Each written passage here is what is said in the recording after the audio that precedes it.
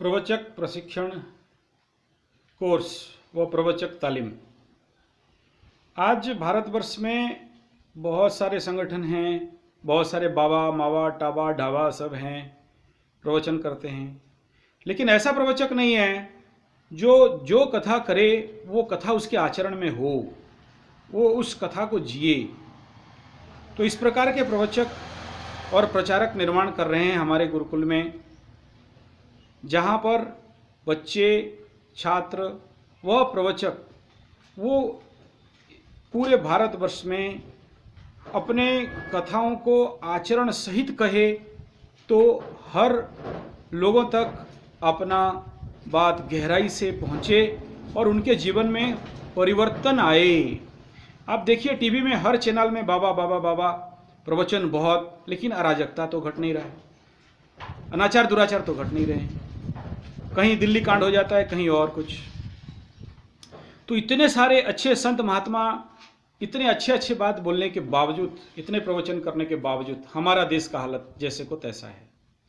तो ऐसा व्याख्यानकारक प्रवचक, ऐसे हमारे देश के संस्कृति पुराण वेद शास्त्र को लोगों तक ऐसे पहुंचाने वाले व्यक्तियों का घोर कमी है जो उनके जीवन में आचरण में हो।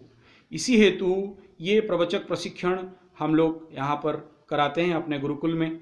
यहाँ पर वेद वेदांत गीता भागवत रामायण और प्रमुखतः गो कथा और कर्मकांड ज्योतिष शास्त्र, इस प्रकार के प्रशिक्षण हमारे गुरुकुल में दिए जाते हैं।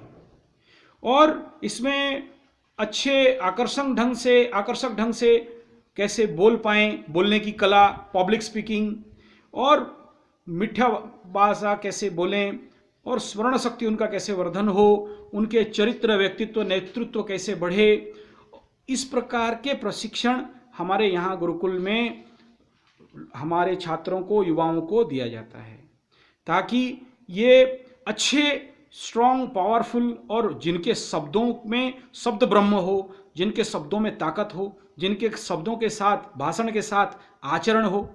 नहीं तो ऐसे प्रवचन करता भाषण करता तो बहुत हैं, भाषण ना दे राशन पानी। और ounce of practical is better than tons and tons of theory, यानी जो बोलें वो करता रहें, जो बोलें वो उनके जीवन के आचरण में रहे।